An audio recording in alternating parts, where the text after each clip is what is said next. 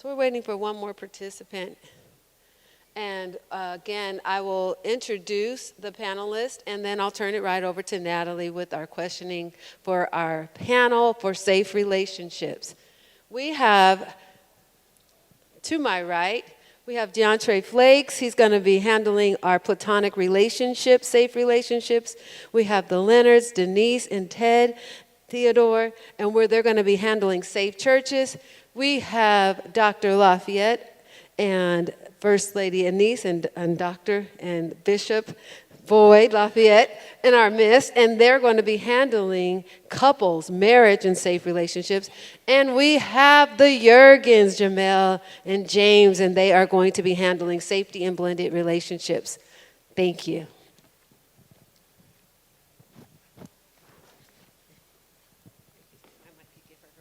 Oh, and then we have Dr. Shannon Flex. See, late to the party.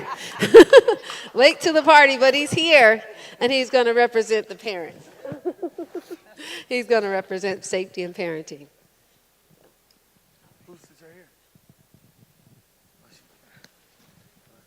Okay, guys. So I think you guys have. She's going to come back and sit up there. Yes, right? Aren't you? No? Yes, you will today. He said, yes, you would do that. Yes. Yes. Yeah. We'll duel, right? Okay.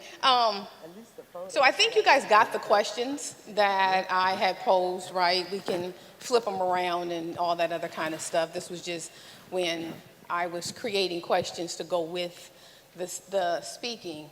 I just came up with these, right? So I think we're going to start with, let's start with our platonic relationships and then move through that, because hopefully we started off as friends before we moved to anything else, right? And the thing is with relationships, right? Like every relationship is different. Every relationship has different boundaries. Every relationship has different depth, right? Even within our friendships. And so we have to know how safe people are, even in our, you can hear me? I'm sorry, I hate a mic. How safe we are in our friendships, right? Because sometimes we start friendships out when we're like really little, and we start patterns and we get drawn to certain people. And as we become adults, we have to also look at our friend groups and say, are they healthy, right? Are they safe for us too? Because sometimes we jump off on them and then they affect everything else around us. So I asked the question, when you start new relationships, just friendships, do you go in letting them know, like, some of your boundaries of, like, even as it's happening, like, are you okay with saying, like, that's a bit of a violation? Not necessarily those words or however you would want to say it, but are you comfortable in the beginning to establish something that looks healthier? I would say yes, because that's when you set the foundation. And if those things are not said, then your friendship is going to be a whole lot of chaos. And then within the same breath, you got to make sure that you don't word vomit on an introduction of somebody that can be great in your life. So I always say with everything that you do, you have to feed them as though it's like a toddler. You never give somebody that's 6 months a steak because they can't handle that much volume. You have to give them teaspoon, because it's only fair. And I say this as well. You have to put them at a stage where they could grow from. Your friendship is right here when you meet somebody. However, within the years, within the qualifications, they get to a stage where you're seeing eye to eye and you're growing. However, within the introduction stage, this is where they're at. And it's okay, because you start at the bottom so you can get to the top, if that makes sense. Yeah, it makes perfect sense. Do you guys find, and you guys can jump in too if you want, that it's hard to repair friendships, and just friendships, right, when they become broken? Because friendships are things that we just choose, right? Like family relationships are family relationships, and we tend to let our family get away with a whole lot of stuff sometimes. But within friendship, it's like, I'm choosing you to be a part of my life. And if you're not working, how much work do you put in trying to repair versus releasing? That's good. That's very good. I would say that's when the friendship is really tested. right? You don't know what you don't know or what you're going to go through or even get from until something is broken. So then you have to look at it at a sense as, can this be repaired? And in the event that it cannot be repaired, you have to know you enough, you have to love them enough to say, hey, we made it to this chapter, however, we have to go on because we can't make it past. And that takes love. Now, it's not going to take love if you continue to go on to something that's broken that can't be fixed, because the issue is you will never get nowhere within something that is broken. So you have to ask yourself, how does this add value to me? How do they grow from this? And how can we go from this? Because if it's not broken, if it's broken, you can't go nowhere. However, you have to look at how this benefit both parties. Yeah. Yeah. Anybody else have something on that? Yeah, I would add that we all know if something is not working for us. Like, we have intuition. We have like our little spider senses. And I was listening to a podcast, and it just reminded me of how we all have to be in relationships. And it's not that you're being selfish and you just want to take things out of a relationship, but relationships are reciprocal. And one of the clear signs that the relationship is not working is, like you said, it's broken, there's harm, and both parties are not growing, and both parties are not reciprocating respect, love, and whatever it is. And when that happens, you have to look at someone's capacity. You have to be willing to have the conversation, which most of us aren't able to do because of our communication deficit as a people. To have that conversation, to just announce, I have needs that are not being met. And if you assess the person, like you mentioned, their functioning level, because most people are at an emotional level of maybe something like 8 to 12, and if they don't have the capacity to sit down and say, this is not working, this is how you hurt me, there's no remorse, there's no ability to understand how to course correct, then you do have to look at it as, is this relationship gonna kill me and make you an ineffective person? Yeah. Does that make sense? Yeah. Yep. Capacity is everything. And then I would say this, just to add on. So if it's broken upon repair, right, you got to know when just to walk away. Because I say this, right, in every chapter that you read in a book, it's not the same character. Now, in the event that you guys' relationship is broken, you come to agreement. However, you got to love what was the best part of the relationship. So just because it's broken, that don't mean I don't love you. I love you. This is where we stood. Now we both got to walk away, because you're always going to remember the great times, and you have to love somebody in their absence. That's true love. So we went we went far. It's broken upon repair. I love you. Now I'm moving on. Not saying I'm not ever thinking about you anymore. Not saying I don't even love you anymore. I loved you, and I love the time that we spent together. However, now it's just time that we both go our separate ways. Yeah. And I'll add this just because we talked about safety in so many other areas. Teach your kids how to evaluate their friendships as they're growing up. Because sometimes friendships move a lot in childhood, right? But we don't really show our kids how to investigate why it broke up. Like, pay attention to how that person makes you feel. Pay attention to how you feel after you have a conversation with them. Be willing to step back and say, are they good for me, right? And if we can teach them that at a young age, we're showing them how to choose better, right? How to choose the people that fit them. And then why are you attracted to people that are not good for you, right? Because you want them to be able to see that as they grow. So hopefully when they become adults, they have learned how to perfect being in relationships and also learning how to end them. Because I tell, young people this: if you get in a relationship, you gotta have the skills to get out of it. If you don't know how to get out of something, don't get into it. Because there's no guarantee.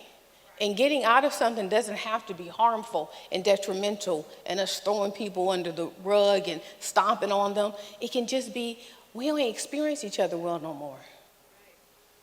I respect that, and I'm gonna let you go. And I remember the good, I remember the bad, but this ain't good for either one of us now, right? And that comes with like assertive communication, to learn how to be assertive instead of aggressive. Because we don't know how to be assertive. We just know how to be aggressive or passive aggressive or silent. And in the middle is the assertiveness, right? Okay. Any other things you guys have to add with, like, friendships? Oh, I'll say something else. I don't want to overtalk. And it's funny too, because I remember this one time, right? I was 24 at the time. And then 5 years later, this guy that we were friends with, he was like saying, man, I remember you were on this level at 24. And I was just laughing. I was like, yeah, that was pretty cool, right? But I told him, you didn't meet me at 32. Because what you enjoyed at 24 is not who I am at 32. You love that version of me. You enjoyed that version of me. So what you like and what you thought that was exciting, that was at 24. I'm completely different at 32. And I believe within friendships, a lot of us hold on to dead weight, dead friendships, dead people because of who we met at 6 years old, who we met at 7. However, you're not that same person. So at 7, you're not who you are at 32. So you're holding on to something that's comfortable. Yeah. Just to say you're in a friendship and a relationship with that person. Right. And I'll say this, that as you grow as an individual, if you become better, of course you're going to naturally want better things or better people around you. And with the challenge is with friendships, if all we talk about are the old things, and I am propelling and I'm consciously moving forward and becoming better, those old things I can't associate with anymore. So what you like is the old me. And so if I'm evolving or I am self-improving, what transpires, that becomes a strain on the relationship. Because if I desire to become a lawyer and then I get out of the hood and I still deal with those hood individuals, well, those hood individuals can't go with me to law school. And so my language will change, my thought process will change, and because they are not evolving or even self-improving, that doesn't mean I dislike them less. That just means the nature of the relationship has changed. And that doesn't mean I love them less. The nature of the relationship changed because I have changed to become something or to become something that I desired to become, which is better. And so I think the challenge is with friendships, sometimes people will get upset. Especially the Black American community, oh, you think you're better than me. No, I don't think I'm better than you. I'm just changing. I'm just changing to become better. That doesn't make me better or less than you are. That doesn't make you less than me. It's just the nature of the relationship has changed based on my desires and what the outcomes of what I choose to do within my life. And so I think that if we have those talks and put that on the table, and then I can't change anybody else's thought process. But what I can do is be transparent and let you know this is what's going on. This is what transpired. This is what I'm doing. And so I think that if we have more dialogue in that aspect, because yeah, we do. We become more. We don't become assertive. We become aggressive because of how things, oh, you don't like me anymore, you don't want me to be in this over here, and you don't want me. No, that's not the case. It's just that I have changed. And one more point, even as you becoming friends can become cultural and economical, social environment. I'll give you a good example. In the culture of poverty, in that area, when we were coming up, I'll buy a car, the community says, oh, we bought a car. It's our car, we got a new house. That's their thought process, we got a new house. Well, as you start to grow economically, I bought a car. No, we didn't buy a car, I bought a car. Oh, you too good, you can't get, no, that doesn't mean I'm too good. I bought this car because I have worked hard to do some things. As you go even higher, how do I keep my money? So I can't put everybody in my business to show you. I believe there's a Bible verse where Hezekiah invited the emissaries of Babylon to Israel, and he showed them all the treasures in the storehouse.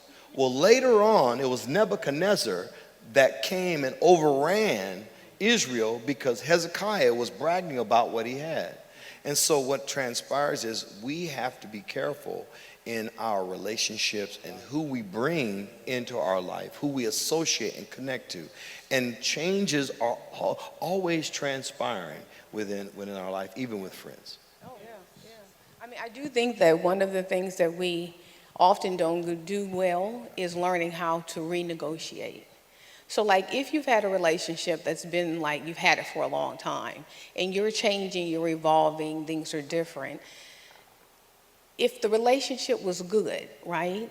We owe it to the person to say, like, I'm different now, right? Like these are kind of like my points and this is how I move now. This is what I expect. This is what I like.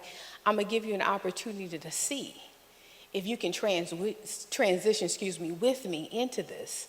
But I may no longer fit you either, right? And that's sometimes that we have to acknowledge is that our friendships, we don't always fit them either, right? As we grow, as we change, as things happen different, we get married, we have kids, like all these life transitions are happening. So the friends transition has to happen too. So if they can't transition with you, it's not sometimes even a negative. It's just the fact that you can't be in this space because you want something different and I want something different and we're going to always clash. And since we're just friends, why have friendships that you're just clashing about, right? That's not worth it. Yeah, may I add something? It's like working with someone and then you become a supervisor. The mentality has to change, but sometimes the people that you're now supervising, they don't see it that way. Yeah. So they expect you to be that same person, and you have to share with them. It's not that I don't care about you, but I have to distance myself because what I like to share is we may at one point have to have a tough conversation. Why can't you be to work on time? 15 minutes for your break, not 20. And clock in and out when you're supposed to. And did you do this? Yeah. Well, that doesn't, come on, let's go sit down and view the video because the video says you did it. And so sometimes they don't understand that. And that's really, really tough. Yeah. And I remember going through that. And I remember saying, God, I need your help. And God just said, tell them straight. You know, I share with people, I don't have to really show my stripes unless you make me. I don't have to walk around telling you who I am. But I believe that's the same thing like we're talking about friendships because we still want to talk about football. We still want to talk about sports. Yeah. But they have to understand. And if we never, for lack of better words, make them understand or share with them, I'm a supervisor now. I'm responsible for the person that hired me. Then they'll forever see you, like you were saying, in that light. Mm-hmm. Thank you. Go ahead, Lavia. Test 1, 2. Oh. Okay. How can two walk together except they be agreed? Yeah. And so the conversation will do the separating. I found that even in the church, there are those who have gotten saved, baptized in Jesus' name, filled with the Holy Ghost, but they refuse to let go of a certain mentality. They might have had a thuggish mentality. The Lord brought them out of the miry clay, but they held on to those things that they were accustomed to. And so your conversation, that's just an area that they have to grow in. But on a different note, with your spouse, you want to remain friends with your spouse. And I love what was presented earlier because you are evolving, you are changing. And there are some relationships that are just not conducive to your marriage.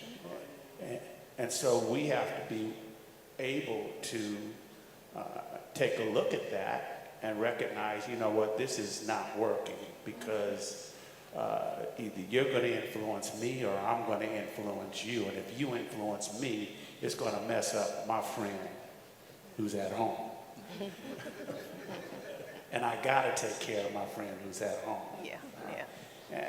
And I'll share just one thing with you as we're talking about this. One of the things that caused me to, one of the many things outside of how beautiful it was, is, and continues to be, was that because Natalie talked about wounds, I was aware of the wounds that I had acquired growing up. I went to 8 different elementary schools because we were always moving. I was aware that I did not want my family to be like what I grew up in. And one of the things that drew me, one of the many things, to my wife was that sense of family, that sense of love, that I desired that, I wanted that, I craved that. And our marriage, our friendship, became more important than everything else around. Now, I was able to have friends, but guess what? As I changed and as she changed, the conversation changed. And guess what? We just didn't have that much in common outside of football and the different things that we talked about. And so if they're not willing to grow with you, then you know what? I'll catch you later. Nothing personal. And so at any rate, 40 years later, here we are, and she hasn't thrown a skillet at me yet. So thank God for that. But that's what I wanted to add. Well, I would just use that and kind of go into marriage, right, and talk about this safety aspect within marriage. And I think one thing that we don't discuss enough is the fact that trust is not a one-time event. That trust happens over the life of the marriage, right? And as life is happening, the question becomes, are you still safe? Can I still trust you? And you don't know that until certain things happen, right? So if I just blanket and say, I have to say I trust you because I love you, then I'm not able to be honest in the things that are occurring as they occur. So if you can look at your marriage as this journey of trust, right? And we lose trust and we gain trust, and trust has to be fought for, right? You can give yourself more space to really be honest about what is needed to get to trust in certain situations. Because if I'm not allowed to say, I actually, in this moment, don't trust you, and you take that as I don't love you, then we're not able to work through the trust issues that are occurring that has nothing to do with love, right? So as you evolve and as you grow, new things are gonna come, new challenges are gonna come, and that question, trust is always connected to safety, right? Because if I trust you, then I'm safe with you. And so when I'm willing to say, you know what, right now I'm feeling real shaky with you, then I gotta figure that out, right? I'll give you an example just from my own life. I had said earlier, like me and my husband have been together since we were 15 and 16 years old, and have really had a really great marriage and a great relationship, right? He's like the most amazing person I've ever met in my life. Still feel that way, right? And so we don't really have a lot of back and forth and that kind of stuff. But when my mother died, it was a real odd time for me, and I had to figure out me, right? And I was lost and confused. A lot of crazy stuff was happening within my family, and all this other new stuff is happening, right? And my husband was kind of put in the middle almost, right? And I remember I was so angry with this man, and I'm fighting with you and doing things that we never did before. And I'm like, what is going on with me, right? And we went to lunch one day, and we were sitting there, and I just started crying, right? And I said, I figured out what it is. I feel like you're not protecting me. I feel like in the decisions you're making, you're not putting me first, and I don't feel protected. And I didn't even know what that was until I was able to get to it, right? And this is a whole nother space for us. This is a whole new adventure for us to be in this. But if I hadn't tapped into myself, then he would continue to be the problem, but I couldn't tell him why he was the problem. He was the problem, right? Because, he wasn't doing what I needed him to do, but I didn't know how, I didn't have the language. So it became, can I trust you when I'm at my most vulnerable, right? When I'm broken down to the bottom of me, the worst I have ever been in my life, can I trust you there to hold me, to be there for me, to give me what I need? Right? Now, he did step up amazingly after that. But had I not given him that language, he wouldn't know, right? So I asked this question. When you were dating, were any of you guys really aware of your own personal safety wound? You kind of tapped on it, Lafayette, about yours, but were you aware of what your safety wounds were while you were dating, before you even got married?